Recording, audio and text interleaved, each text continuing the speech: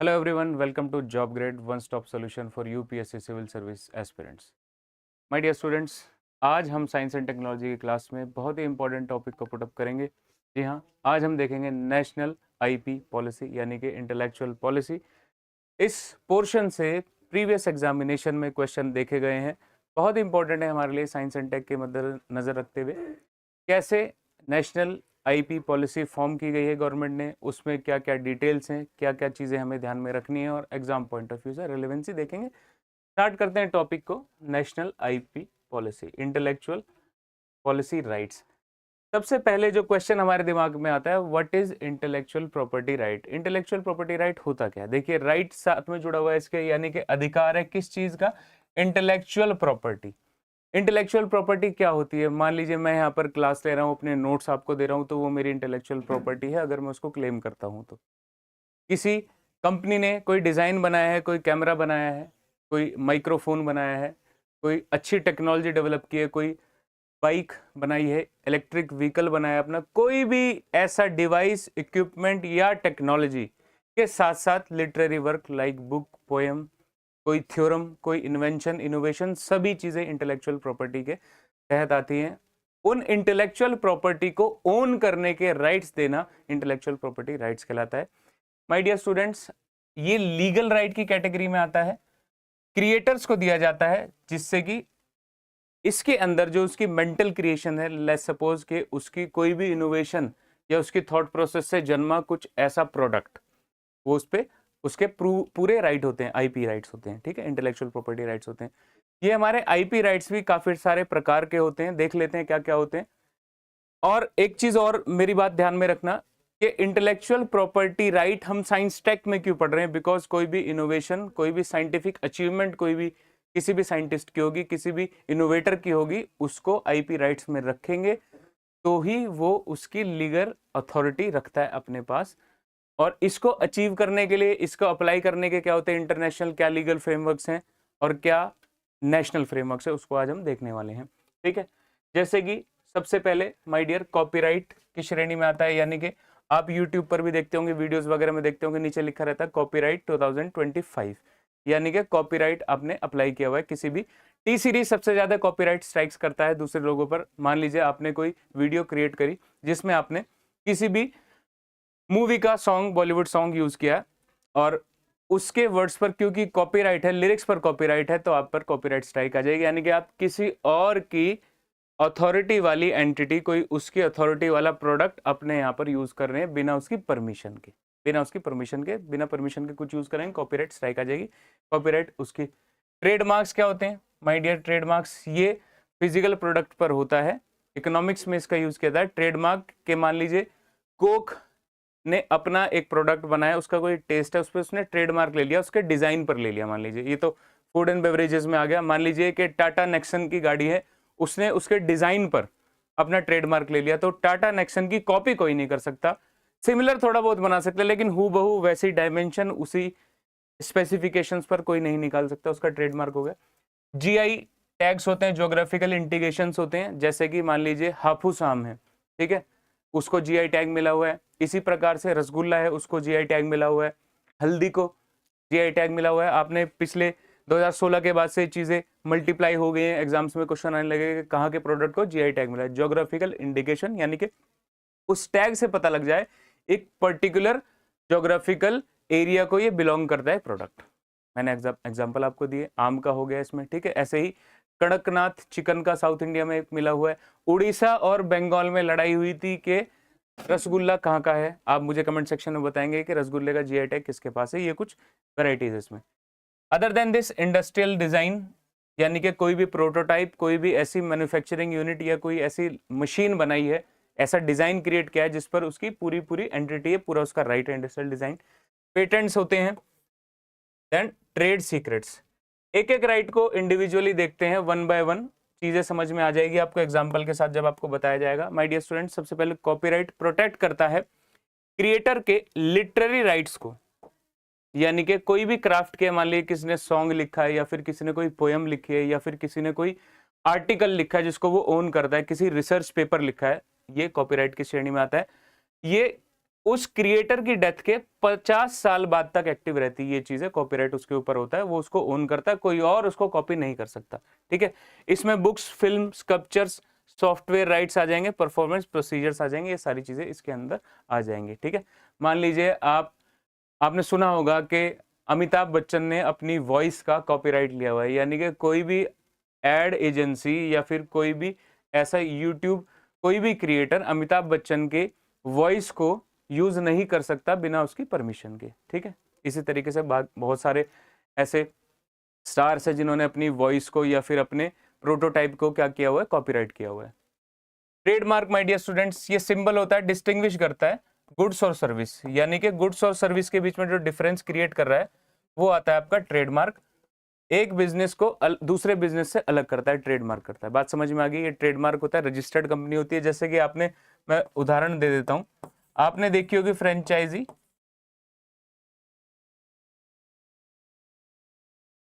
आपने देखा होगा जयंती जलजीरा। ठीक है, जयंती जलजीरा के स्थान पर कोई और दूसरा प्रोडक्ट सेम नाम नहीं यूज कर सकता, तो दूसरी कंपनी जो आएगी जलजीरा को कॉपी कर लेगी। अब जलजीरा को जलजीरा कर लिया उन्होंने और वो हो गया है, अब दूसरा आ गया है। भले ही जो मुख्य जो व्यक्ति था जयंती वाला लाहौरी में गया, लेकिन उसका नाम कॉपी नहीं कर सकता, भले ही उसने जो सीक्रेट है वो इंग्रेडिएंट थोड़ा सा ट्वीक कर यूज कर लिया, लेकिन नाम अलग रहेगा। रीजन भी ट्रेडमार्क उसको मिला हुआ है। जयंती जलजीरा पे अपना ट्रेडमार्क है, लाहौरी पे अपना ट्रेडमार्क है, ऐसे ही बाकी चीजों पर ट्रेडमार्क होता है। बात समझ में आ गई है? जीआई टैग मैंने आपको उदाहरण दे दिया था कि ज्योग्राफिकल ओरिजिन को जो बताता है। एग्जाम्पल एक मैं आपको देता हूँ, दार्जिलिंग टी, इससे पहले भी आपको बताया हुआ हापुस आम का है। ठीक है, इसी तरीके से रोजेस का भी है, फ्लावर्स का भी मिलता है आपको अलग अलग तरीके के। ठीक है, केक्स एंड पेस्ट्रीज पर अभी इतना आना शुरू नहीं हुआ है, लेकिन जो भी नेचुरल प्रोड्यूस हैं उस पर है। कॉफी पर है, आपका टी पर तो है ही है। क्लियर हो गई? ज्योग्राफिकल इंडिकेशन टैग इस तरीके से काम करते हैं। 3 तो ये थे। उसके अलावा जो आते हैं वो आते हैं आपके पेटेंट, इंडस्ट्रियल डिजाइन और ट्रेड सीक्रेट। पेटेंट क्या करता है? ये प्रोटेक्ट करता है इन्वेंशन को, जैसे कि नोवेल हो गई, नॉन ऑब्लिवियस और इंडस्ट्रियल एप्लीकेबल जो है। बात समझ में आ रही है? यानी कि जो ऐसी कोई इनोवेशन इन्वेंशन नहीं कि किसी ने क्या बोलते हैं न्यूक्लियर कोई चीज बना दी उस पे वो कर लेगा, यानी कि कोई समाज को नुकसान पहुंचाने वाली चीज पे पेटेंट नहीं मिल सकता। बात समझ में आ रही है? कि किसी ने चक्कू छुरी बना ली और किसी मर्डर कर रहा है, या फिर कोई ऐसा वेपन बना लिया जो कि बहुत घातक है, ऐसी चीजों की बात नहीं हो रही यहाँ पर, जो कि नोवल है और जिनके इंडस्ट्रियल एप्लीकेबल जिनके यूजेस है। बात समझ में आ रही है? अदर इंडस्ट्रियल डिजाइन को, एस्थेटिक्स और डेकोरेटिव फीचर्स को, एग्जाम्पल मैंने आपको बता दिया। कोई भी कार मैन्युफैक्चरिंग होगी, मान लिया कोई भी कार मैन्युफैक्चरिंग होगी, तो उसका जो डिजाइन होगा ना वो उसका इंडिविजुअल डिजाइन होगा, वो उस पर क्या ले लेगा? इंडस्ट्रियल डिजाइन का राइट ले लेगा, आईपी राइट से लेगा। बात समझ में आ गई? यानी कि जो नेक्सन है आपकी, नेक्सन को हूबहू उसकी डायमेंशन को, उसके एस्थेटिक्स को, उसके डिजाइन को कॉपी कर दूसरे नहीं बन सकती। क्लियर है? बात समझ में आ रही है? ठीक है। नेक्स्ट, ट्रेड सीक्रेट्स होती हैं, प्रोटेक्शन कन्फाइंड बिजनेस इंफॉर्मेशन। जैसे कि कोई कंपनी है, मान ले कोई प्रोडक्ट बना रही है, तो जरूरी नहीं वो पब्लिक प्लेटफॉर्म पर अपनी सीक्रेट को बताएगी कि उसने इंग्रेडिएंट क्या डाला है। एग्जांपल मैं आपको देता हूं, कोका कोला ने आज तक अपना फॉर्मूला नहीं बताया कि कोक में कैसा इंग्रेडिएंट यूज कर सकती है। बात समझ में आ रही है? ऐसे ही और कोई भी बेवरेजेस होगी, मान लीजिए लिम्का है, लिम्का ये नहीं बता रही कितना हो रहा है, या फिर मैं लाहौरी जीरा का आपको एग्जांपल दिया था, उसमें भी इसी तरीके से ट्रेड सीक्रेट है, वो दूसरे को रिवील नहीं करेंगे। मैकडोनल्ड्स हो गया, या फिर आपका हो गया बर्गर किंग, ये दोनों भी अपने ट्रेड सीक्रेट शेयर नहीं करेंगे, जो दोनों ही एक दूसरे के कॉम्पिटिटर्स है। बात समझ में आ रही? इस तरीके से डिफरेंशिएट करते हैं। आईपी राइट्स इतने इंपॉर्टेंट है किसी भी बिजनेस को अपनी एक यूनिक पहचान मेंटेन करने के लिए, और अपने प्रोड्यूस को एक अलग चीज, अलग दर्जा देने के लिए, और उसको रिस्पेक्ट मिले, उसकी इनोवेशन, उसकी क्रिएशन की, इसलिए आईपी राइट्स हैं। ठीक है, अब आईपी राइट्स की इंट्रोडक्शन तो हो गई। नेशनल आईपीआर पॉलिसी जो है वो इंपॉर्टेंट क्यों है? इससे हमें क्या क्या देखने को मिलते हैं? मुख्य तौर पर यहाँ पर 7 फीचर्स आपको देखने के मिलेंगे। थोड़ा सा इंट्रोडक्शन में आपको इसका बता देता हूँ। 2016 में ये पॉलिसी लॉन्च की गई थी, जो कि सबल देती है, साहस देती है किसको? क्रिएटर्स को, promotion, commercialisation of IP rights को। बात समझ में आ रही? थ्रू दी यहाँ पर एक यूनिट का गठन किया गया है, CIPAM, centre for IPR promotion and management, और इसका गठन किया गया है department of for promotion and industrial internal trade DPIIT, ये दो बहुत इंपॉर्टेंट है। इसका गठन इस डिपार्टमेंट के अंडर किया गया है, जो कि ओवरलुक करेंगे किसी भी IP राइट को प्रदान करने और उनसे जुड़ी हुई समस्याओं पर ये फोकस रहेंगे। बिल्कुल, ये उनको जितने भी डिस्प्यूट होंगे उसको मैनेज करेंगे, उसके लिए एक ट्रिब्यूनल भी है। बात समझ में आ रही है? पॉलिसी जो है गाइडेड बाय द स्लोगन, ये इंपॉर्टेंट है, इसको ध्यान में रखना है। एग्जाम में, छोटे एग्जाम में तो पूछा जा चुका है, आपके UPSC एग्जामिनेशन में किसी एक स्टेटमेंट में मेंशन किया जा सकता है, संभावना है। Creative India, innovative India, my dear students, important है। Creative India, innovative India, national IPR policy 2016 का स्लोगन है इसका, ठीक है। अच्छा, आप IPR पॉलिसी की बात कर रहे हैं, यूनिकनेस की बात करते हो, ये अलाइन करता है सीधे सीधे किस आइडिया को, माय डियर स्टूडेंट्स? जो आइडिया है नेशनल मैन्युफैक्चरिंग को बढ़ावा देने का, नेशनल क्रिएटर्स को बढ़ावा देने का, जिसमें कि जो भी वो अपना प्रोड्यूस करे, कोई भी इन्वेंशन इनोवेशन करे, उसको उनके ट्रेड सीक्रेट, उनको सम्मान मिले, उनको IPR राइट्स मिले, उसके बाद समझ में आ रही है, जिससे कि अलाइन करता है पूरा startup India, stand up India, make in India और अटल इनोवेशन मिशन। अटल इनोवेशन मिशन क्या कहता है कि इनोवेटर्स को रिस्पेक्ट करेंगे और उनकी जो इनोवेशंस हैं उनको IPR पॉलिसी दिलाने में, IPR उनको राइट्स दिलाने में उनको हेल्प करेंगे। बात समझ में आ रही है? यंग इनोवेटर्स को, यंग साइंटिस्ट को, बात समझ में आ रही है? चलिए आगे चलते हैं। अच्छा, यहां पर जो मुख्य तौर पर देखने वाली बात है 2025 UPSC CSC 2025 के लिए जो इंपॉर्टेंट है माय डियर स्टूडेंट्स, वो ये है कि ट्रेडिशनल नॉलेज को यहाँ पर 2026 वाले उसमें सम्मान दिया गया। हालांकि इससे पहले भी बहुत सम्मान दिया गया, लेकिन 2016 के IP जो नेशनल IPR रिजीम है उसमें ट्रेडिशनल नॉलेज पर भी ध्यान दिया गया, फोकस किया गया। रीजन बीइंग क्यों? क्योंकि आपने देखा होगा कोरोना के टाइम में जो आपकी ट्रेडिशनल मेडिसिन हैं, जो आपके देसी नुस्खे हैं, जो आपकी आयुर्वेद है, जो आपका जितना भी आयुष मंत्रालय है, उसके अंदर जितनी भी थेरेपीज आती है, उन्होंने बहुत अच्छा रोल प्ले करा था लोगों को डर से दूर भगाने में और उनकी ट्रीटमेंट में, और उनको सपोर्ट किया था अपनी मॉडर्न मेडिसिन के साथ साथ उसको मेंटेन करने के लिए। इसलिए बात समझ में आ रही है? तो 16 से बात चली आ रही थी, वहां पर उसने साबित भी कर दिया कि ये आपको ट्रेडिशनल नॉलेज की टीके को सम्मान देने का कितना फायदा हुआ, ट्रेडिशनल नॉलेज की इसको रिकमेंडेशन हुई, क्यों एक्सेप्टेंस क्यों है। It covers diverse fields, agriculture, medicine, biodiversity, ecology और टेक्नोलॉजी को, ये यानी कि जो पुरातन समय से जो चलती आ रही है उसको रिस्पेक्ट कर रहा है, उसको एक्सेप्ट कर रहा है कि हाँ ट्रेडिशनल नॉलेज के भी हम इसको करेंगे, और इसमें कोई द्वंद्व नहीं होगा। ऐसा नहीं है कि जो त्रिफला का योग है किसी एक कंपनी उसका पेटेंट ले लेगी। एक्सेप्ट किया है, अब त्रिफला कोई मान लीजिए पतंजलि त्रिफला बना रहा है, त्रिफला में 3 चीजें होती हैं, आंवला, हरड़ और बहड़ा, ठीक है, ये आयुर्वेदिक औषधियां होती हैं।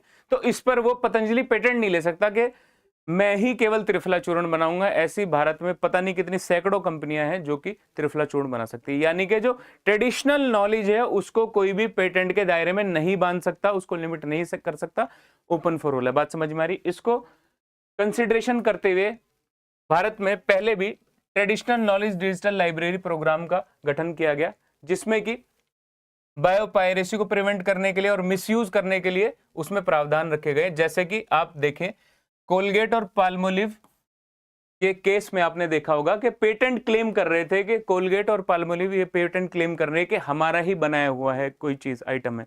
जैसे कि मान लीजिए कोलगेट क्लेम कर रहा है कि हमने चारकोल थेरेपी निकाली है, चारकोल के थ्रू हम क्या करेंगे, प्लेग और उसको दूर करेंगे। या फिर कोई नीम का टूथपेस्ट बना दे कोलगेट और बोले ये तो हमारा इसमें पेटेंट है। ऐसा नहीं है, भारत में सदियों से नीम की दातून, बबूल की दातून लोग करते हुए आ रहे, वो ट्रेडिशनल नॉलेज के तहत है, तो उसको कोई भी कंपनी आगे पेटेंट के दायरे में नहीं रख सकती। बात समझ में आ गई?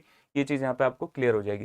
दूसरा, बायोडाइवर्सिटी, बायोलॉजिकल डाइवर्सिटी एक्ट 2022 में भी ट्रेडिशनल नॉलेज को जगह दी गई, सम्मान दिया है। रीजन बीइंग रेगुलेट किया गया टीके को प्रिजर्वेशन के लिए, यानी कि इसकी प्रिजर्वेशन करनी है।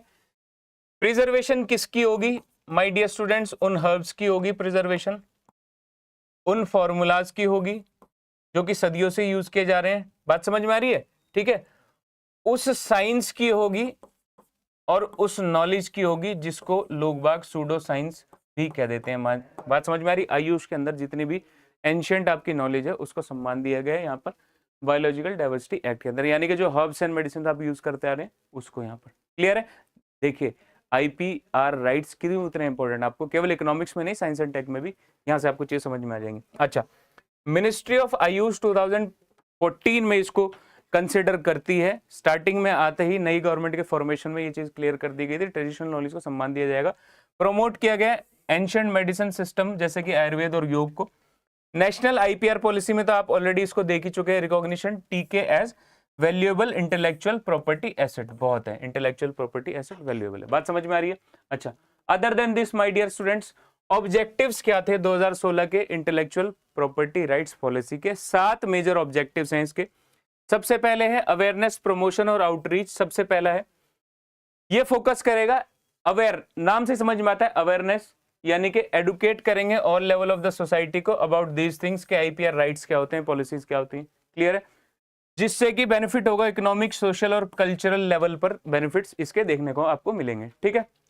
अच्छा, इसमें अवेयरनेस कैसे हो सकती है? कैंपेन्स हो सकते हैं, ठीक है, कॉम्पिटिशन्स करवाए जा सकते हैं, लोकल लेवल पे, स्कूल लेवल पे लोगों को जागरूक किया जाएगा, बच्चों को जागरूक करेंगे, बच्चे कैंपेन में पार्टिसिपेट करेंगे, स्पीच एंड डिबेट्स होंगी, बात समझ में आ रही है। इसका जितना प्रचार होगा उतना बढ़िया है। एजुकेशन इंक्लूजन, इसमें एजुकेशन में इंक्लूड किया जाएगा, यानी कि आप सिलेबस में इसको इंक्लूड कर सकते हैं। और स्कूल्स में, NCERTs में ये चीज पहुंच चुकी है कि कैसे IPR को, इंटेलेक्चुअल प्रॉपर्टी राइट कैसे गेन किया जाता है, क्या उसके बेनिफिट्स होते हैं और कैसे आप उसको कर सकते हैं। अच्छा, ये जब इंटेलेक्चुअल प्रॉपर्टी की बात आती है तो यहाँ पर स्टूडेंट लेवल पे अगर हम देखें तो बच्चों में भी ना एक क्रिएटिविटी की भावना जगती है और वो कुछ क्रिएट करना चाहता है कि मेरी एक अलग पहचान बनेगी, मुझे भी IPR राइट मिलेगा अगर फ्यूचर में, तो मैं भी कुछ ऐसा करूं। जनरेशन ऑफ IPR कैसे कर सकते हैं? एनकरेज किया जाएगा more intellectual IPR, intellectual property rights को और इंक्रीज करने के लिए, यानी कि क्रिएटिविटी पर भार दिया जाएगा, R&D पर फोकस किया जाएगा, innovation, creativity with in the country. अच्छा, लीगल और लेजिस्लेटिव फ्रेमवर्क बहुत इंपॉर्टेंट है, कैसे इनके क्लेम्स का रिड्रेसल होगा, इनके बीच में जो भी समस्याएं आएंगी उसका समाधान कैसे होगा, उसके लिए एग्जिस्टिंग IPR लॉज को मजबूत किया जाएगा, रेगुलेट किया जाएगा और एप्लीकेशंस को स्ट्रीमलाइन किया जाएगा, बात समझ में आ जाएगी। अच्छा, एडमिनिस्ट्रेशन और मैनेजमेंट के लेवल पर अगर इसको देखा जाए तो किसी भी चीज को एडमिनिस्टर या अच्छे से मैनेज कर रहे हैं तो सबसे पहले अगर मैं बात करूं ट्रेडिशनल नॉलेज वाली बात की जाए तो यहाँ पर उसको सबसे पहले तो डिजिटलाइज किया जाएगा, मॉडर्नाइज किया जाएगा, ठीक है, और ऑफिस को एनहांस किया जाएगा एफिशिएंसी बढ़ाने के लिए, परफॉर्मेंस और ओवरऑल वर्क फ्लो, यानी कि कहां पर ये पेटेंट्स का डाटा है उसको डिजिटलाइज किया जाएगा, ठीक है, उसका रखरखाव सही से होगा, उसके ग्रीवेंस रिड्रेसल की बात ऑलरेडी मैं मेंशन कर चुका हूं। Other than this my dear, commercialization of IPRs, यानी कि ऐसा नहीं है कि कोई प्रोडक्ट बन गया, किसी ने कोई इन्वेंशन कर दी, उसका राइट ले लिया, उसको मार्केट में भी लेके आना, उसका कॉमर्शियलाइजेशन, यानी कि उसको प्रोडक्ट के फॉर्म पे भी आएगा जब भी तो उसका यूज है। ऐसा नहीं है किसी ने इन्वेंशन करी, इनोवेशन करी, कुछ बनाकर रख दिया और उसको रोक दिया गया, नहीं, उसको मार्केट में लाने के लिए भी ऐसा माहौल बनाया जाए, उसको ऐसी सुविधाएं दिए जाए, यानी कि जैसे मैंने आपको बताया स्टार्टअप वाली जो चीज आई थी, इनोवेशन वाली, स्टार्टअप इंडिया उसको हेल्प कर रहा है। Facilitate process for Indian business to effectively commercialize the intellectual property, यानी कि मार्केट में उतार सके, कॉमर्शियलाइज कर सके उसके प्रोडक्ट को बाहर, इकोनॉमिकल वैल्यू मिले, प्रमोशन मिले उसको, और एंटरप्रेन्योरशिप, ठीक है, यानी कि रोजगार जनरेट करने की तरफ कोई प्रोडक्ट बनाएगा, मार्केट में लेकर जाएगा, नई चीज क्रिएट होगी, नई चेन क्रिएट होगी, नई एक बिजनेस की एक पूरी संभावना बनती है, बात समझ में आ रही है। ऐसा नहीं है कि पुरानी चीजों को ही रिपीट कर करके हो, अगर नई इनोवेशन इन्वेंशन कुछ होगी तो मार्केट में जाएगी, ऑटोमेटिकली नया कुछ निकल कर आएगा। एनफोर्समेंट एंड एडजुडिकेशन, यानी कि उसको लीगली एनफोर्स कैसे करना है कि यस कि आप कुछ भी प्रोडक्ट बना रहे हो उसके IPR लीजिए और दूसरे को कॉपी मत कीजिए, दूसरे के ट्रेडमार्क में इंफ्रिंजमेंट मत कीजिए, GI टैग का सम्मान कीजिए, इन सब चीजों को जो ओवरऑल जो 7वां है, emphasize importance protecting intellectual property rights through patent, जितनी भी हमारी चीजें थी, patent, copyright, trademarks, by insuring access to legal remedies for infringement and preventing piracy, बहुत ध्यान रखना है, यानी कि पायरेसी का इन्फ्रिंजमेंट ना हो, काउंटरफीट यानी कि नकली चीजें ना बने। ऐसा है कि बड़ी कंपनी ने कोई प्रोडक्ट बना दिया, प्यूमा का कोई प्रोडक्ट है और मार्केट में पामा बिक रहा है, ऐसे इंडियन कोई भी ब्रांड हो सकता है, मान लीजिए 18 है, विराट कोहली का एक ब्रांड है, अगर उसकी कॉपी टी-शर्ट मार्केट में घूमेंगी तो उस ब्रांड के लिए यानी कि क्या है, काउंटरफीट है, उसकी नकली चीजें आ रही हैं, इसका भी ध्यान रखना है हमें। स्पेशलाइज कॉमर्शियल कोड्स और ADR मैकेनिज्म है, ये बहुत इंपॉर्टेंट है इसके लिए। अच्छा my dear students, last but not the least, human capital development यहाँ पर होगी, यानी कि हमें कोशिश करनी है more skilled labour, more skilled workforce की, जो कि नए बदलते हुए दौर की नई टेक्नोलॉजी को अडेप्ट करे, स्किल करे, ट्रेन करे, और उसकी जो मैन्युफैक्चरिंग है, उसकी जो मार्केटिंग है, उसकी जो सेल्स है, उसमें वो काम आए। ठीक है, और पूरे पोटेंशियल को लेवरेज करे, वो जो भी आईपीआर अटेन करा है उसको। बात समझ में आ गई माय डियर स्टूडेंट्स? ठीक है, आज के लिए इतना ही, फिर मिलेंगे अगले सेशन में इसी तरीके के कुछ important topics, tips and bits लेकर, जो कि आपके UPSC civil services examination upcoming, जो कि 25 मई 2025 को, उसके लिए इंपॉर्टेंट होगा। आज के लिए इतना ही। Thank you so much.